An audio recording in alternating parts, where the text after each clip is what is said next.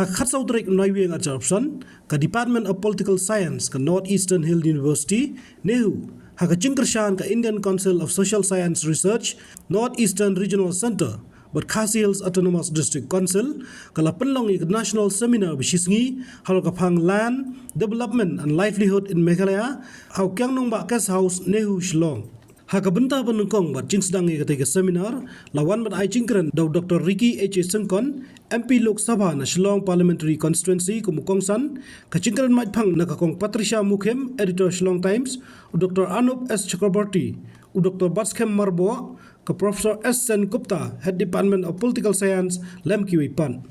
When you talk to large swathes of people in Meghalaya, and I'm talking only Khasi Jaidbynriew Hills, there is a great sense of helplessness because they are not in control. They are part of the community, but they are not in control of how the land within the community is being, alienated.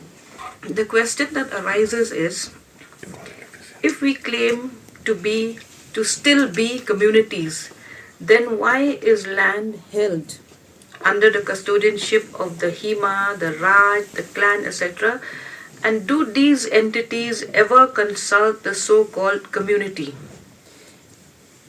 How is it that when land is sought to be alienated, like is happening in New Shillong Township, why is it that communities do not know anything? When you talk to them, only a few clans are consulted, the rest do not know. They do not know who has come to settle there and how that land is going to be used.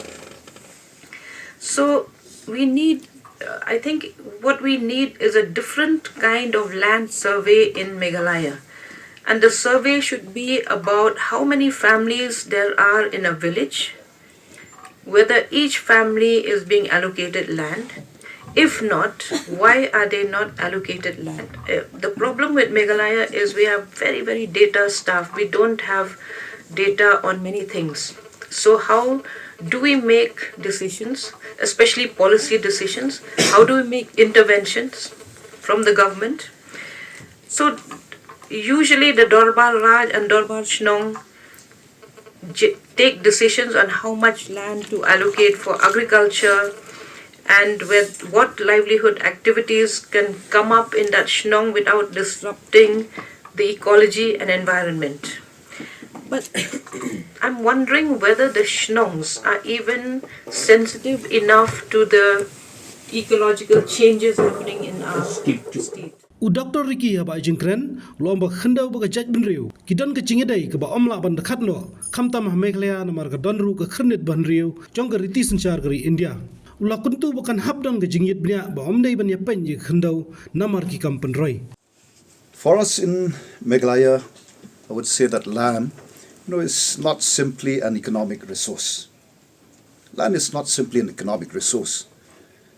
It is a foundation of our culture, the symbol of our identity, and the bond that ties our community together. Therefore, to lose land is not just to lose property, it is to lose a part of who we are.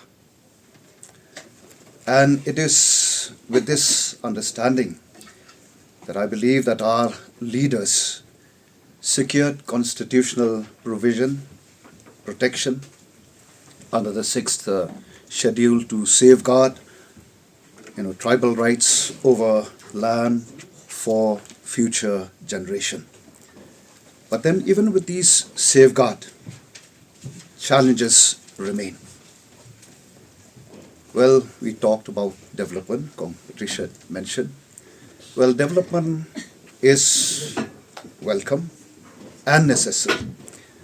But then we cannot stand apart from the world around us. We must, I would say, ride the wave of modern progress and of course seize the opportunity that development brings with it.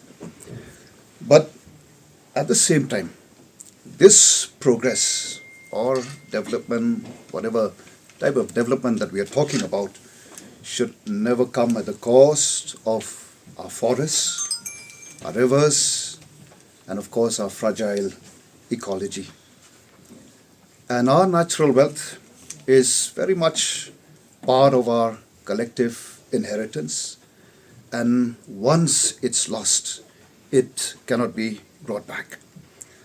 And on this, I would like to, maybe share, with all of you a few points which I have noted. The first one is, I would say we thank God for some of our visionary leader who came up with this, I would say, a visionary document that we know today as the Meghalaya Land, Meghalaya Transfer of Land Regulation Act 1971. Well, I would say that this act was a landmark measure, to prevent alienation of tribal land going to a non-tribal. It has been effective in principle, though not without hurdles, because at times it has slowed down investment and created administrative difficulty. Yet, I would say that its spirit remains invaluable.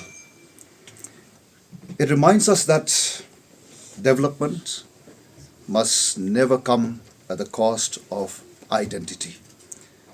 And what we need today, therefore, is to strengthen this law and also adapt it to the new reality. Then, coming to the intra-tribal land alienation and market experience. Now,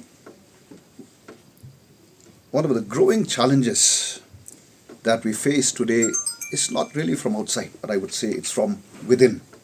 Why I say this is that, we know there are a lot of market pressure, and the absence of ceiling laws, we see that are allowing, wealthier members of our own community to acquire more land, and most cases at the expense of the poor and the marginalized. And there have been cases where land was brought, cheaply, sometimes through, I would say, outsiders, marrying into some of the tribal families, and then later sold at very high prices, even to the government and, some companies. Well, such practices, they weaken our social fabric and risk concentrating wealth and power in the hands of few. And on this, I would leave to the learned members, to think about maybe a cadastral survey, which can be carried out as an intervention that will help, in terms of property boundary definition, land dispute resolution, then land use, planning and development, property taxation, land registration and administration, and etc., etc. Then coming to the role of collective ownership. Well, collective and clan-based land ownership has always ensured that no family was left without a land. But then these systems, I'm telling you, these are under tremendous pressure from market forces today and the changing lifestyle. So the challenge here is, I would say, not to abandon them, but rather to renew and strengthen them so that they can serve both tradition and the present and the future generation. Then coming to the market economy and customary land. Well, we are all aware and we see it that the spread of market economy has changed how we look at land. It has changed how we look at land. Why I say this is because land, I would say, is no longer a base for livelihood, but it has been treated as a commodity, and this is dangerous. And this has given opportunity to some, but has also left many, very, very vulnerable.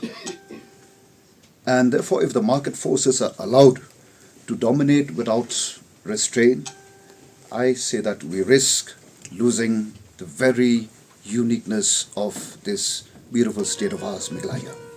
And therefore, policies must be shaped with care to welcome growth and development while keeping our cultural values intact. Then coming to the land tenure and rural livelihood. Well, land and livelihood, they cannot be separated. For a rural household, land is food, land is shelter, land is dignity. So in short, I would say that land is life. And on this, we go to some of the government data. It tells us that our state, well, we all know it is an agrarian-based economy, where more than 70% of the state's population totally depend on agriculture. Yet, it is sad to also know this, that our state ranks, at the bottom in terms of food security. We rank 33rd among the 34 states and union territory in this country. And another figure that we all know is that we have around 76% of our farmers who are actually landless. So what I see is this, that when this alienation grows, it is the weakest you'll find who suffer the most. And therefore, again here, I would say that policy must therefore ensure access to land for the most vulnerable sections of the community, while creating space for innovation and, of course, opportunity for the youth of today. Land for us is not just soil. It is the living heart of our people, our culture, and also our future. And therefore, as we all sit here to deliberate in this one-day national seminar on land, development, and livelihood in this state of Meghalaya, let us remember that decisions that we make, will shape not only how we grow, but also who we remain as a people. And therefore, by strengthening our laws, addressing some of the internal challenges, renewing collective system, managing market pressure wisely, and of course safeguarding both our ecology and our age-old tradition, we can walk a path where development and identity, they move together.